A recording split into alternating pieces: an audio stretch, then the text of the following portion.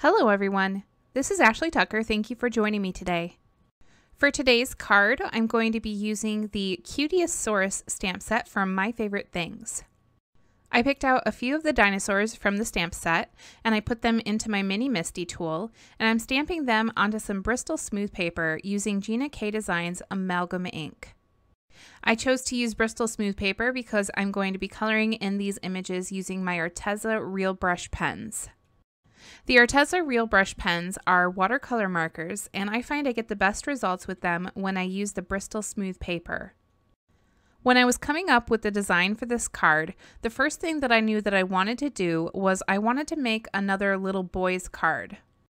The next thing that I did was I picked out the stamp set that I wanted to use, and I thought that these dinosaurs would work perfectly for a little boy's card. I then headed over to Pinterest to look for some inspiration, and I ended up finding a picture of a birthday cake, and I really liked the colors that were used on it. So I took some of those colors and I turned them into my color scheme for my card. So as you can see, I colored in my little Triceratops using some really dark blue colors. The colors that I used for him are Night Sky Blue, Ice Blue, and Dolphin Gray. I actually mostly used just that night sky blue color to do most of the coloring on him. The other two colors were just used for the horn on his nose and the frill on his head.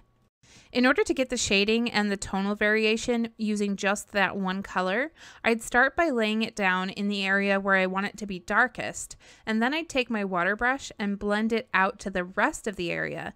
And when you blend it out, it slowly gets lighter as you go. So that's how I would accomplish getting those tones using just one marker. Okay, so for the long-necked dinosaur, I used the colors orange, cadmium orange, and tomato red. And now I'm starting to color in that little T-Rex, and I used the colors tomato red, red, and ash black. If you want to find out more about how I color with the Arteza markers, I do have a whole video all about it, and I'll put a link to that up in the card above. One thing I definitely encourage is to practice with your Arteza markers if you're struggling with them.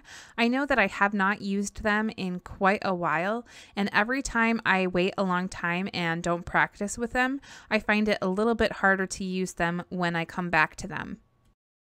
And again, if you are struggling with your Arteza markers and you're not using Bristol Smooth paper, I would highly recommend getting some because it makes a big difference. You can use the markers on other kinds of watercolor paper, but it is more difficult, so you want to start with Bristol Smooth.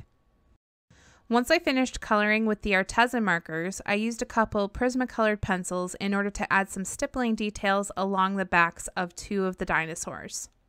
For the red dinosaur, I used PC 925 for that stippling, and for the orange dinosaur, I used PC 918.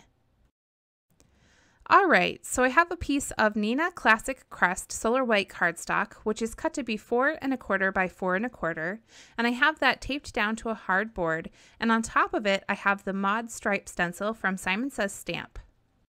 I carefully went over that stencil using some Ranger Transparent Gloss texture paste.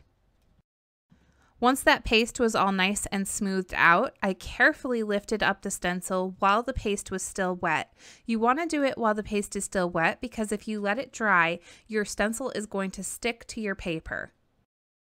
You also want to make sure that you wash off your stencil right away so that it doesn't dry on the stencil and get stuck. I set that aside to dry, and I picked out a sentiment from the stamp set, and I stamped it onto some Bazzill Licorice Twist cardstock using my Versamark ink, and then I embossed it with Alabaster white embossing powder from Brutus Monroe. Next, I created a 5 1/2 by 5 1/2 card base, and I used my ATG gun to glue a piece of Gina K Designs Tangerine Twist cardstock to the front of that card base. Once the texture paste was dry, I adhered that panel onto a slightly larger piece of Gina K Designs Sea Glass cardstock. I did struggle a little bit when I was placing this, and I ended up placing it crooked, but that's okay because it's really easy to fix. All I had to do was trim a little bit off of each of the sides, and when I made the very first cut, I made sure that that outer panel edge was parallel to the inner panel edge. I added some foam tape to the back of that panel and I popped it up onto my card base. Next, I used my Gina K Designs Connect glue in order to adhere the first dinosaur to the card.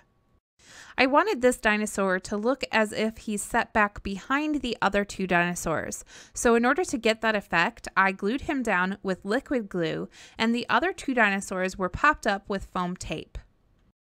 I also added some foam tape to the back of my sentiment strip and I popped that up above the dinosaurs.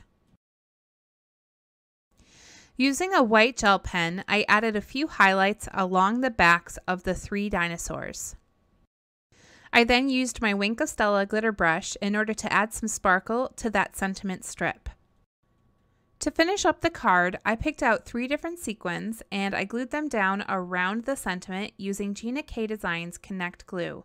And then I took a Copic marker and I added a little bit of blush to the cheeks of the 3 dinosaurs. And here's a closer look at the finished card. Thank you so much for joining me today. I hope you really enjoyed this card design using the Cutieasaurus stamp set from My Favorite Things. All of the products that I used for today's card can be found in the description down below.